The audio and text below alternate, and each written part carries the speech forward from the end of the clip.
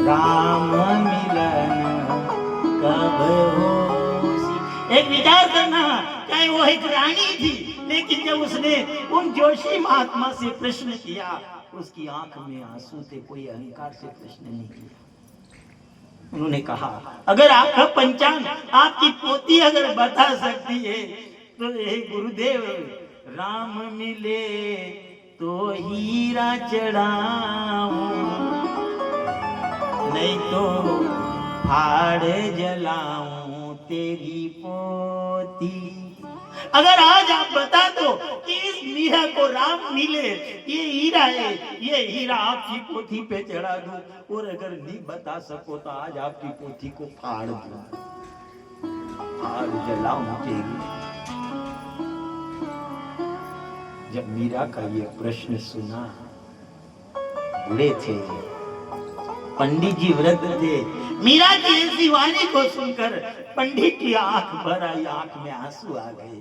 कहने लगे, हे बेटा, मेरा चौथापन आ गया, राम को मैंने भी नहीं देखा, मैं कैसे बता दूं राम कहाँ है, कैसे कहे। आप देखना जब वो सांप, गर्मी का समय होता है, गर्मी का समय होता है, उस गर्मी के समय में जो सांप वो पत्थर वाले खेत में आप जिसको पलव करा दो, बड़े बड़े मिट्टी के ढेले रहते हैं, वो बखल वाला जो खेत है, उस खेत में जब वो टकराता है, उसके पैर नहीं है, शरीर के बल से घसीटा हुआ जाता है। किसी ने पूछा, अरे इस योनि में तू कहाँ भटक रहा है, गर्मी का समय है, अरे कहाँ जाएगा।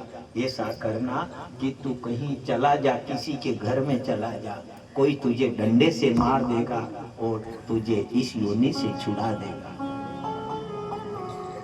तू कब तक दुख देखेगा, कब तक ऐसा परिश्रम करेगा, और कहां तक इस मिट्टी के ढेले में, इस खेत में तू भ्रमण करेगा। किसी के भी गृहस्थी के घर चला जा, घर में तू चला जा, तुझे डंडे से वो मार देंगे, इस योनि से तुझे छुड़ा देंगे। वो सांप बड़ा सुंदर जवाब देता है। सांप ने कहा, आप क्या जानते हो मैं किस लिए अपने प्राण को बचा करके भटक रहा हूं। मुझे उस समय की प्रतीक्षा है, मुझे उस समय की प्रतीक्षा है कि वो समय कब आए कि मेरी 1000 साल की उम्र हो जाए, और 1000 साल की मेरी जैसी उम्र हो गई, उस समय मैं जैसे उस 1000 साल में प्रवेश कर जाऊंगा, मेरी उम्र 1000 साल की हो जाएगी। उसके बाद मैं सांप नहीं रहूंगा, मैं मणिधारी बन जाऊंगा। मैं मणि हासिल करने के लिए भटक रहा, मुझे और किसी की, मैं परिश्रम कर रहा हूं, मैं अपने प्राण को बचा रहा हूं। और ऐसा लिखा है कि जो 1000 साल की जिस सांप की उम्र हो जाती, फिर वो सांप नहीं रहता, वो मणिधारी, उसको मणि प्राप्त हो जाए। ध्यान रखना, 3 चीज ऐसी है, 3 चीज। बाबा के गले में सांप क्यों डाला? बाबा ने गले में सांप क्यों डाला? इससे हमको ये शिक्षा देना चाहते हैं। हर चीज के अंदर माया छुपी हुई है, हर चीज के अंदर लोभ है, लेकिन भोले बाबा ने जो जो धारण किए हुए हैं, एक ही को देखकर मन में लोभ उत्पन्न नहीं होता। सांप इसलिए धारण किया है, उन्होंने कहा मेरे गले में सांप देख करके ये शिक्षा लेना तो कि इस सांप को देखना और सांप से ये शिक्षा लेना कि 3 चीज ऐसी है जिनके पैर नहीं होते हैं। पहली है समय, जिसके हाथ पैर नहीं होते। समय एक ऐसी चीज है जिसके हाथ पैर नहीं होते।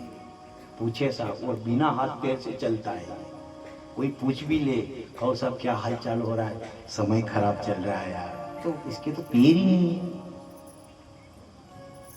एक समय है जिसके पैर नहीं होते हैं और बिना पैरों से चलता है, और दूसरा सांप है जो सांप के भी पैर नहीं होते हैं। और विचार करना, ये चलते हैं लेकिन बड़ी टेढ़ी चाल से चलते हैं। वो कहने साहब समय बड़ा खराब चल रहा है, आप देखना सांप को देख करके आप ये ज्ञान ले लेना, हर चीज सीधी चलती होगी, लेकिन कभी सांप सीधा नहीं चलता है। चलता है तो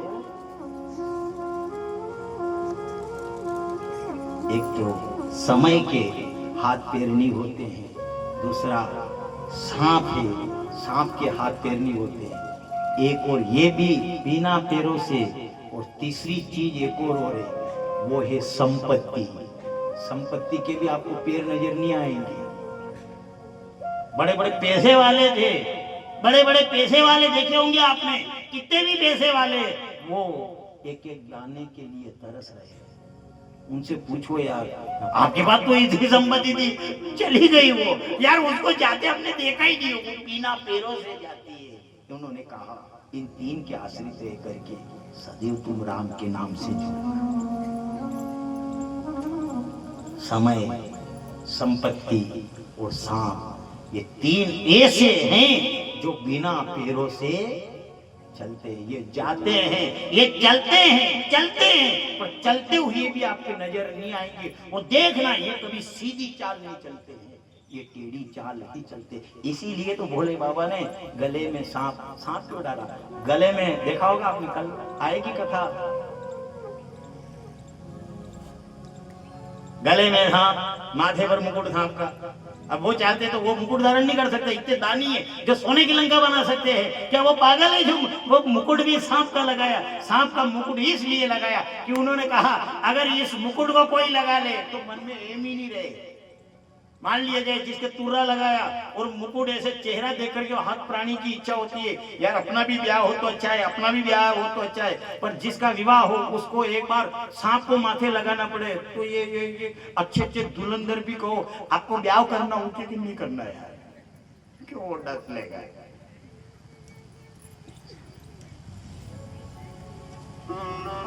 कैलाश के निवासी नमो बार बार ओम, बार बार ओम, आयो शरण तिहार बोले तार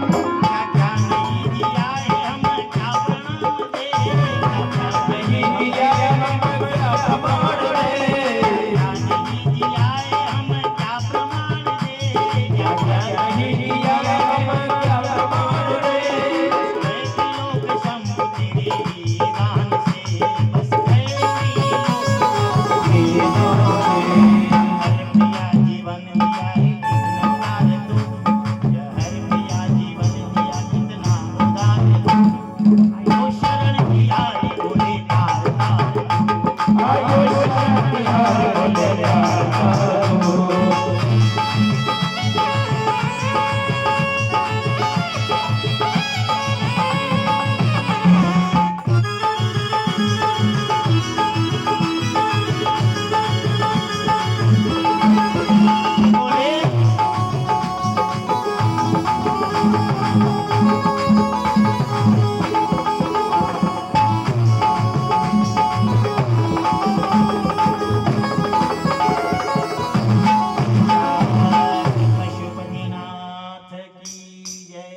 हर हर महादेव।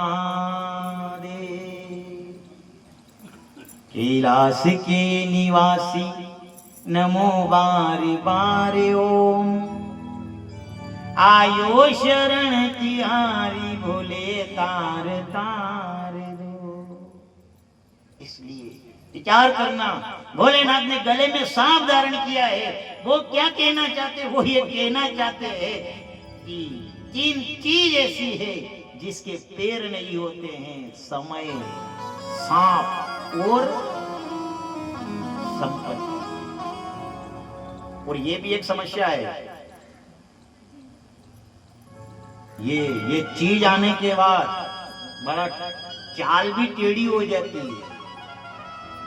जिसके बाद में मान लिया धनवान जो है, धनवान अगर हो गया कोई तो उसके चाल में फर्क हो जाता है, उसकी चाल ही बदल जाती है।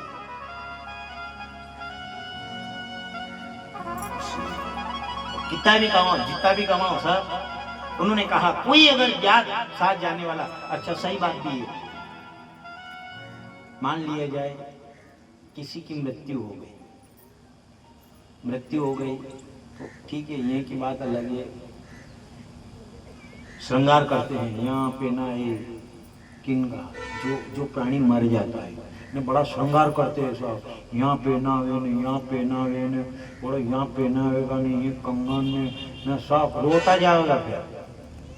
अच्छा सही बात तो है, तो फिर क्योंकि इन्होंने कमाया, इन्होंने ही तो कमाया ये, अब ये सब रोते जाएंगे ना, सब पहना है। अच्छा सही बात है, किसी के गहने जलाए, जलाना तो बात की बात है, रोते जाए ने पहना है ने पछे के नहीं राजू, हाँ तेरा पापा ने मारे सामने बुलाया, रोता जान के ध्यान राख जो असीम के कटे मसाला में रोवा मेरी जाओ सब लाल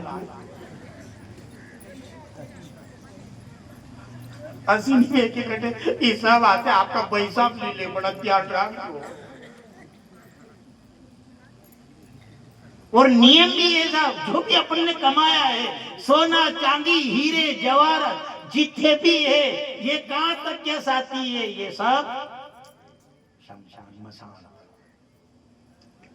मसान के बाद में नियम भी है साहब, खाली हाथ आया हाथ मुट्ठी बांध के आने वाले हाथ पसारे जाएगा। नियम भी है, बंधन नहीं होना चाहिए, कोई चीज साथ में नहीं जानी चाहिए। अब विचार कर लो, कुछ भी नहीं रखेंगे, ये जो भी दाह संस्कार करने के लिए जाते हैं, ये पूरे शरीर को टटोल लेंगे, कहीं इसके पास कोई है तो नहीं है, वो सब ये वापस बोलो क्या जाता है। अरे अपन दूसरे की बात तो बाद में करें, धन दौलत पत्नी आदि जितने भी है ये सब यहीं रह जाएंगे। प्राणी अकेला आता है, अकेला जाता है। और दूसरी बात तो ये है कि ये देह है, ये अपना शरीर है, ये शरीर भी साथ ये भी नहीं जाएगा, ये भी शमशान तक का साथ है, वहां से आगे कोई जाने वाला नहीं है। धन दौलत की तो बात की बात करें, पर एक विचार करना, कुछ भी साथ नहीं जाए। कभी किसी ने सोना चांदी जलाया नहीं, पर एक ध्यान रखना, चाहे आपके बांधे या नहीं बांधे, जिस की तैयारी करते हो आप जलाने के लिए, उसके पल्ले 1 रुपया बांधते होंगे कि नहीं बांधे? अपने यहाँ बांधे नहीं। अब विचार कर लो, वो रुपया क्या है, वो एक पल्ले रुपया बांधे। अच्छा विचार कर लो, कितना भी यहाँ तक कि कमर में धागा बंधा हुआ है, या कमर में अगर धागा बंधा हुआ है तो ये दुनिया काट लेती है। विचार कर लो, आज तक किसी ने वो रुपया छोड़ा? वो रुपया क्या है, वो क्या है, वो ये पल्ले का पुण्य, आप देखना ये कथा में जब बैठते ये जोड़े बैठे हुए हैं, हुक्म विराजे हमारे सामने, इनके जो गठबंधन किए हुए हैं उन गठबंधन में 1 रुपया बंधा हुआ है। ये पल्ले वो कोई कह दे साहब ये आप कथा करा रहे हो, हाँ आप कथा करा रहे हो, तो फिर इतना दौड़ू में ने मेरा हाथे पल्ले क्या है, तो तुम्हारे पल्ले ही तो पुण्य है, ये तुम्हारे पल्ले होते थे यार। इतना दौड़ू में 7 दिन तक आगे आगे दौड़ू, आगे आगे दौड़ू, कोई सापा नहीं बंधा है, कोई दौड़ते हैं, ये दौड़ने वाले कार्यकर्ता दौड़ते हैं। तो घर में कहते हैं ने देखा होगा आपने, आखिर में मैं भी कथा करीन चल जावा, ये आगे चारी में जो है आना के माथे और कहीं नहीं आओगा, एक ही चीज आओगा कि पैसा खाइए, वो ज्यादा कोई आने वाला नहीं है। पर एक विश्वास रखना, एक विश्वास रखना, अगर कोई आपसे कह दे आप दौड़ दौड़ करके कथा सुनने के लिए जाते हो, कथा में आगे आगे दौड़ते हो, तो आपके हाथे क्या है, आपके साथ में क्या है, उनसे एक ही बात कहना, हम दौड़ते हैं, हमारे पल्ले जो है, हमारे पल्ले वो पुण्य। और एक विचार करना, आप सोना चांदी हीरे जवाहरात यहाँ तक के कमर में डोरा रहता है, अगर डोरा भी अगर आपके कमर में या गले में है, ये दुनिया काट लेगी, पर जो पल्ले पुण्य का जो 1 रुपया रहता है, वो 1 रुपया नहीं है, वो आपका पुण्य है। कोई के साहब कि खाली हाथ आए हैं और खाली हाथ जाएंगे, साथ क्या लेकर के आए, क्या लेकर के जाए, उनसे धड़ाक से कहना अपना कर्म साथ में जाता है, और अपने जो पल्ले पुण्य है वो पुण्य। विचार कर लो, किसी संसार वाले ने सब टटोरा, लेकिन वो रुपया भी तो देखना चाहिए, इसके पल्ले पुण्य है यार। वो संसार क्या है, संसार के बाप की ताकत नहीं है कि उस पल्ले जो बंधा हुआ पुण्य है वो छोड़ दे, ये साथ में जाता है। इसलिए ये अपन ने बिठा रखे हैं ये जोड़े, और ये इनके पल्ले जो ये रुपया बंधा, ये क्या है, ये पैसा नहीं है, ये इनके पल्ले पुण्य है। उज्जैन में बैठने का मामूली चीज नहीं है ये अपन जब हवन करते, अपने घर भी हवन करते, आप कहीं पर भी पूजन करो, कुछ भी करो, जोड़े से बैठोगे, वो आपके पल्ले जो रुपया रहता है वो ताकत नहीं है संसार की छुड़ा ले, यही साथ जाता है। कोई कर्म के आधार से हम आए हैं, ठीक है साहब, दिया है, मान लिया जाए, दुख अगर आ रहा है तो आएगा, दुख तो आएगा। प्रारब्ध पेले दियो और पाछे दियो शरीर, प्रारब्ध पेले दियो और पाछे दियो शरीर, तुलसी चिंता काय करे बजली जोर गोरी। दुख आ रहा है, आप भजन कर रहे हो, और भजन करने के बाद भी अगर दुख आ रहा है तो विचार मत करना, ये विचार मत करना मैं भजन कर रहा हूँ इसलिए दुख आ रहा है, नहीं, ये विचार करना मेरा प्रारब्ध है, उस प्रारब्ध को भोग रहा हूँ, मैं प्रारब्ध भोग रहा हूँ, जो भोगते भोगते बाकी रह गया वो मैं यहाँ करके। पर एक बात हो गई, ज्ञानी भुगते ज्ञान से और मूर्ख भुगते देह दरे का कर्म है, भुगते है हर कोई, देह दरे का कर्म है और भुगते है हर कोई, ज्ञानी भुगते ज्ञान से और मूर्ख भुगते रोए। एक विचार करना, जब हमने जन्म लिया, यहाँ आए अपन, उससे पहले हमारा जो प्रारब्ध था वो प्रारब्ध आगे आकर के खड़ा रहता है, वो प्रारब्ध भोगना पड़ता है। पर फर्क इतना है कि जो ज्ञानी है वो ज्ञानी भुगते ज्ञान से, वो भगवान का भजन करता है और भजन से उसको निकाल देता है। अगर दुख आ रहा है, आपने देखा होगा, मान लिया गया अपने यहाँ से कोई भर्ती हुआ, उदयपुर भर्ती, अब डॉक्टर से पूछो, जब 1 महीना हो गया वहां भर्ती अपन, और डॉक्टर से पूछो, डॉक्टर साहब आप कब छुट्टी दोगे? डॉक्टर साहब कहेंगे कि नहीं साहब 1 महीने का और कोर्स चलेगा अभी आपका। तो सर बाटल वगैरह, नहीं बाटल नहीं, दवाई। तो वो हाथ जोड़ करके फिर उन डॉक्टर साहब से कहते हैं, वो डॉक्टर साहब आप हमारी छुट्टी कर दो। अरे छुट्टी क्या करे, आपको 1 महीने का कोर्स और करना है। अरे वो डॉक्टर साहब मैं घबरा गया हूँ यहाँ पर, अब मैं नहीं रह सकता, 1 महीना निकाल दिया मैंने, आप ऐसा करो मेरी छुट्टी कर लो। वो डॉक्टर साहब कहेंगे फिर इस दवाई का क्या होगा? आप ऐसा करो, जो दवाई है वो लिख दो, इसके ऊपर मैं नियम से घर ले लूंगा।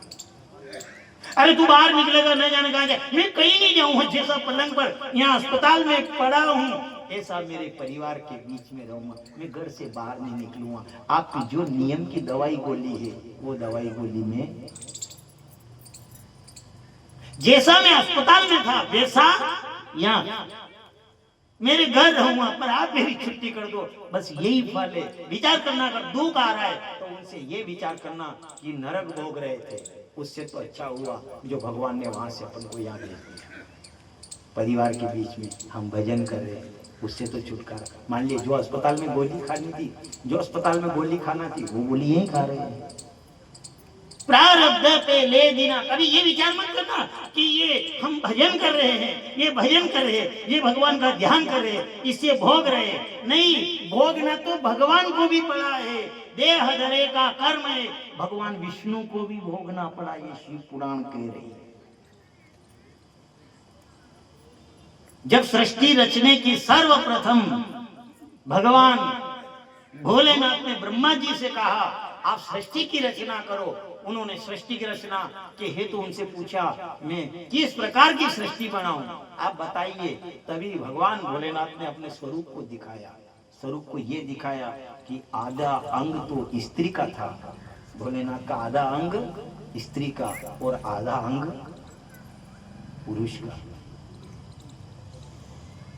जिनको अपन कहते हैं अर्धनारेश्वर। जब आधा अंग भोलेनाथ का स्त्री का और आधा अंग जो था वह पुरुष का, जैसे उन्होंने कहा मेरी छवि को देखो और ऐसी सृष्टि की रचना करो, अर्धनारेश्वर।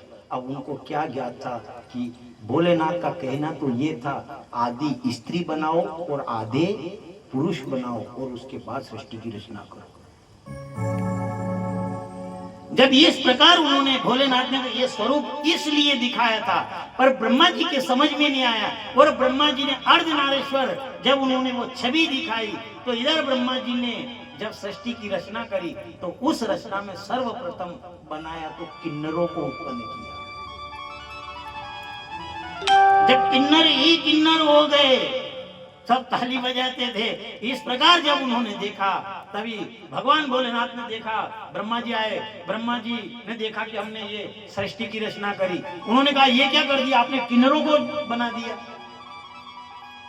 भोलेनाथ से ब्रह्मा जी ने कहा कि आपने ही तो स्वरूप दिखाया था, अर्धनारेश्वर शरीर दिखाया, तो मैंने जैसा आपने शरीर दिखाया था न तो पुरुष में है न स्त्री में है, आधे आधे के हिसाब से, तो मैंने ये किन्नर बना दिए। उन्होंने कहा मैंने इसलिए ये नहीं कहा था, मैंने अर्धनारेश्वर स्वरूप आपको इसलिए दिखाया था ब्रह्मा जी कि आधे तो बने पुरुष और आधी बने स्त्री, और उसके बाद ये सृष्टि की रचना। अब जब किन्नरों को देखा, अब ये बात तो ब्रह्मा जी और भोलेनाथ के बीच में हो रही, इतनी देर में तो किन्नरों को देखा तो भगवान विष्णु जोर जोर से हंसने लगे। इसलिए कहा जाता है 2-3 प्राणी ऐसे हैं जिनके ऊपर कभी हंसी नहीं करनी चाहिए। हंसने का भी एक समय होता है, हंसने का एक समय होता है, और कहा जाता है 2-3 को देख करके कभी हंसी नहीं करनी चाहिए। एक हंसी करी थी द्रौपदी ने, अकारण हंसना भी गलत है साहब, अकारण हंसना भी गलत है। द्रौपदी हंसी थी और उस हंसने के कारण पूरी महाभारत की रचना हो गई। दूसरी शब्द भी कहना बड़ा संभल करके कहना, शब्द संभल कर बोलिए, शब्द संभल कर बोलिए, और शब्द के हाथ न पाएं। एक शब्द औषधि करे और एक करिएगा।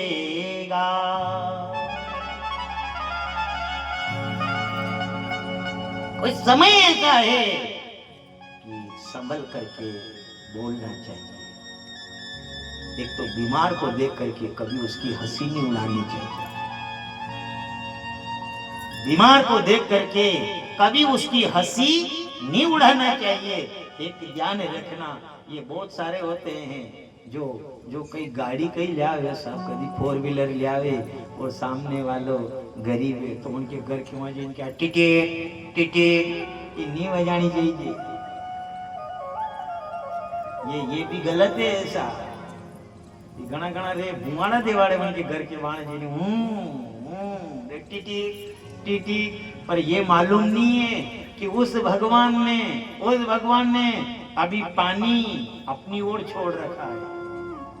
किसान जब खेत को पिलाने के लिए जाता है, आपने देखा होगा किसान खेत को पिलाने के लिए जाता है, पर जैसे एक पारी कर रखी है उसने, वो कभी इधर से लेकर के मिट्टी इधर खसका देता है तो जो फसल पानी के लिए तरस रही थी वो आनंदित हो जाती है। दूसरी फसल व्याकुल होती है, वो किसान कह रहा है चिंता मत कर, अभी इसका नंबर है, तेरा भी नंबर। इसलिए हाथ जोड़ करके यही प्रार्थना है। बहुत सारे होते जो मान लिया भगवान ने पैसे दे दिए, कुछ ज्यादा दे दिए, तो गरीब के सामने जाकर टिड़ेक टिड़ेक कोई या मालूम को नहीं वही उसके बाद में नेकड़ों भण के गरेड़ी पलटी गया। ये क्या ये शिव पुराण हमें कह रही है, शिव पुराण ये शिक्षा दे रही है हमें। इसलिए 2-3 ऐसे हैं जिसको एक तो बीमार हो उसको देख करके कभी हंसी मत करना। एक अपंग जो अपंग है, अपंग को देख कर भी कभी हंसी नहीं करनी चाहिए। एक गरीब जो है, गरीब को भी देख करके कभी हंसी नहीं करनी चाहिए। इधर दुर्योधन पैसे वाला था, आपने भागवत जी सुनी। दुर्योधन पैसे वाला था और पैसे वाले एक बात बोले, भगवान सबके पास में जाते हैं, सबके पास जाते हैं, पर ये 2 प्राणी से भगवान सदैव दूर रहते हैं। और वो 2 प्राणी कौन है? एक तो है ज्ञानी, उससे भगवान दूर रहते हैं। दूसरा है अभिमानी, उसके भी पास भगवान नहीं जाते। कि 2 ऐसे हैं जिनके पास कभी भी भगवान नहीं जाते। जब भगवान ने जब यज्ञ की रचना करी, पांडव जुड़े हुए थे, उस समय जब भगवान कृष्ण गए और भगवान ने सबको काम बांटा। अर्जुन से कहा तुम ये काम करोगे, इधर युधिष्ठिर से कहा तुम ये काम करोगे, भीम से कहा तुम ये कार्य करोगे, नकुल सहदेव आदि से सबको काम बांटा। और उसके बाद में दुर्योधन के पास में गया कि हमने 5 दिन का यज्ञ रखा है। अब दुर्योधन तो पैसे वाला था, दुर्योधन के बाद तो पैसे दिया, अब पैसे था तो आवाज ही चेंज की थी उसकी। अब भगवान कृष्ण ने जब उनसे पूछा यज्ञ है, 5 दिन का यज्ञ रखा है तो यज्ञ करेंगे तो सबको हमने काम बांटा है। दुर्योधन से कहा भगवान ने कि हम तुम्हारे पास में आए हैं, तुम भी विचार किया हमने कि आपको भी कुछ कार्य सौंपे। दुर्योधन ने कहा हमसे तो आप काम लेना चाहते हो, पहली बात तो ये बताओ आप क्या करोगे। अरे हम जो कार्य करेंगे वो तो करेंगे, पर आप क्या करोगे। भगवान ने कहा मैं ये जितने भी भोजन करने वाले हैं ये भोजन करके चले जाएंगे, इनकी झूठी पत्तल उठाऊंगा मैं इनका जूठन साफ करूंगा। जब इस प्रकार उन्होंने भगवान ने कहा तो मुझे क्या करना। उन्होंने कहा आपको कुछ नहीं करना, आप कोषाध्यक्ष हो, आप तो खजाने के मालिक हो, आप खजाने के मालिक हो, आपको दान करना है। ये पंडित लोग ब्राह्मण आएंगे और जैसे जो हवन यज्ञ करेंगे इनको आपको दान देना है। दुर्योधन ने कहा कि अच्छा हाँ ठीक है, ये तो ठीक है काम, ये अच्छा है। बैठ गया, शकुनी से जाकर के कहा। अब शकुनी ने कहा उनसे कि कहाँ गए थे, मुझे काम सौंपा गया, तुम्हें काम सौंपा गया। हाँ, क्या उन्होंने प्रण किया कि 5 दिन का यज्ञ है, तो फिर वो भीम ये कार्य, जो मेहमान आएंगे उनको स्थान देने का हक है युधिष्ठिर का, भीम का कार्य उनको पानी पिलाना, अर्जुन का कार्य है रसोई परोसना। इस प्रकार से जब उन्होंने 5 को काम बांटा तो तुम्हें क्या काम दिया? उन्होंने कहा कि जो कोषाग्रह है, जो खजाना है, वहां का मालिक मुझे बनाया और मैं उन ब्राह्मणों को दान दूंगा, मैं दान दूंगा। उन्होंने कहा, शकुनी ने कहा अच्छा तुझे दान देने के लिए बुलाया, हाँ तो उसका यज्ञ पूरा नहीं होना चाहिए। एक विचार करना, प्राणी का भी पता लगता है, नियत का पता नैनों से लग जाता है कि इसकी नियत कैसी है। नियत का पता नैनों से लगता है और प्राणी के अंदर का पता उसकी वाणी से लगता है कि इसके अंदर क्या भरा हुआ है।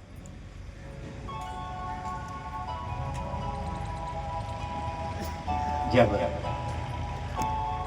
शकुनी ने कहा दुर्योधन से कि ये यज्ञ पूरा नहीं होना चाहिए क्योंकि खर्चा तो लगता है, ऐसा करना क्या कि वो ब्राह्मण आए, उनको इतना दान देना कि जो 5 दिन की सामग्री है वो सामग्री 1 दिन में खत्म हो जाए। उन्होंले कहा ठीक है।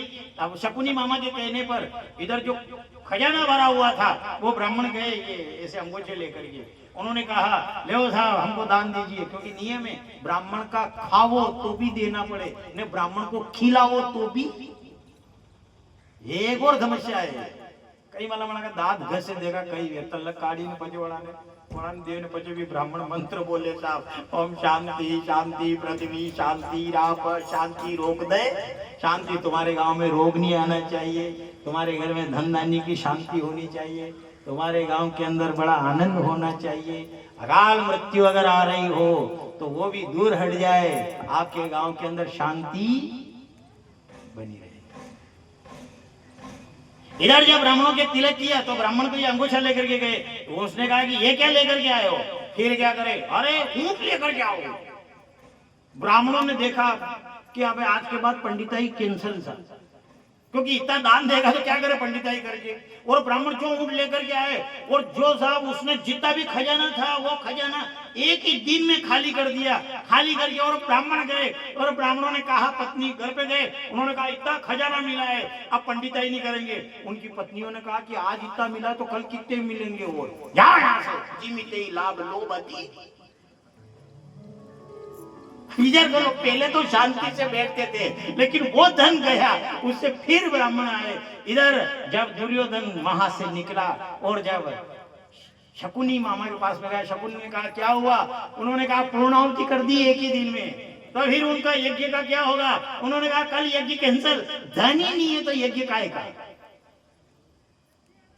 पर सही बात तो ये है, सवेरे जाकर के जब ब्राह्मण उस यज्ञशाला में खड़े, क्योंकि उनको भी लोभ आ गया, जिमिते ही लाभ लोभ अति काय, जैसे लाभ होता है ऐसे लोभ बढ़ता है। जो लोभ बढ़ गया, इधर वहां जाकर के दुर्योधन ने देखा वो ब्राह्मण आ गए, अब श्राप दे करके जाएंगे। ने क्या श्राप दे? साहब वो खजाना जो था, खजाने के वो ताला लगा करके आया था, और सवेरे जाकर दुर्योधन ने देखा तो खजाने का तो दरवाजा टूटा हुआ है और धन तो बाहर निकला हुआ है।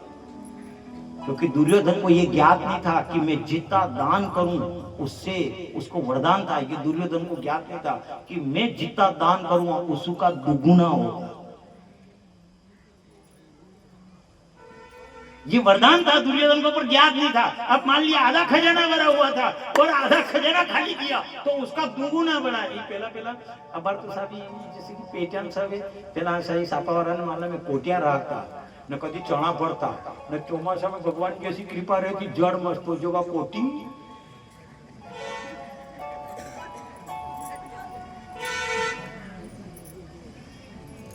तही तो गाय चिड़िया चोच भर ले गई, चिड़िया चोच भर ले गई, नदी न घटियो नीर, दान दिए धन ना कहते, कह गए दास कभी। एक सत्य बात है, आपके सभी का पैसा है, इसमें सभी का पैसा है, तो एक विचार कर लेना। कोई ऐसा नहीं है कि सभी के पास फोकट के पैसे थे। एक विचार करना, आज हमारे ये शिव कथा में जो पैसे लगे, शिव पुराण में पैसे लग रहे हैं, तो ये विचार मत करना कि मान लिया जाए होंगे किसी के पास संपत्ति है, लेकिन इस शिव पुराण में कोई ऐसा भी होगा, कोई ऐसा गरीब भी होगा जिसने मजदूरी करके और देखा मेरा भी पैसा लगे तो अच्छा। ये थोड़ी सबके पास फोकट के पैसे, पर एक ध्यान करना, आपने मेरे बाबा के निमित्त एक हाथ से दिया है, एक विश्वास करना 1000 हाथ से मेरा बाबा आपको देगा। क्यों? क्योंकि अपन ने अपने हाथ से दिया है। और अगर नहीं विश्वास हो आपको कि ये सत्य है, ये शिव पुराण कह रही है सत्य है, ये गलत है ये, तो इसका आप टेक्निकल करके देख सकते हो। एक देखना, जब रोड पे आप आते हो और किसी का एक्सीडेंट हो जाता है और उसके खून निकल जाता है, एक्सीडेंट होता है और एक्सीडेंट में अगर खून निकल गया, एक बाटल अगर खून निकला तो उसके एक बाटल खून चढ़ाना पड़े तो पूर्ति होती है। क्यों? वो जबरदस्ती निकला। और एक और वो होता है जो कुर्सी पे बैठ जाता है, हाथ बढ़ाता है, कहा निकाल लो बाटल, बोलो साहब अब उनके की है जाएगी कि पेट में खून उसका भी निकला है जिसके एक्सीडेंट हुआ, और उसका भी रक्त निकला, खून निकला है। वो एक ने मन से वहां सिक के ऊपर बैठे, क्या पिला है वो, एक काफी पिलाते हैं क्या, पर उसने दान किया है। ऐसे पुर्जे लगे हुए हैं, वो भगवान कहता है तूने दान किया है, और साल भर बाद वो जाकर चेक कराए तो फिर जो हर साल जो दे तो उसके तो फिर इतनी कृपा हो जाती सांवरा सेठ की कि एक साल नहीं निकाले तो समस्या हो जाए, फिर निकालना पड़ेगा। अब एक विचार कर लो, एक तो निकाल रहा है, एक दूसरे का खून पी रहा है। जो जबरदस्ती निकले वो शरीर में नहीं बनता है, और जो अपने हाथ से दान करता है उस परमात्मा ने ऐसे जैसे पुर्जे दे रखे, उसके शरीर में अपने आप खून बन जाता है। विचार कर लो, दान करने वाले का ही खून बनता है, कभी चढ़ाने वाले का खून नहीं बने। वो चढ़ाने वाला तो फिर 2 साल में जाकर के डॉक्टर साहब से कहेंगे डॉक्टर के चढ़ाना पड़ेगा। क्यों? क्योंकि तू तो दूसरे का पीने वाला है, पिएगा।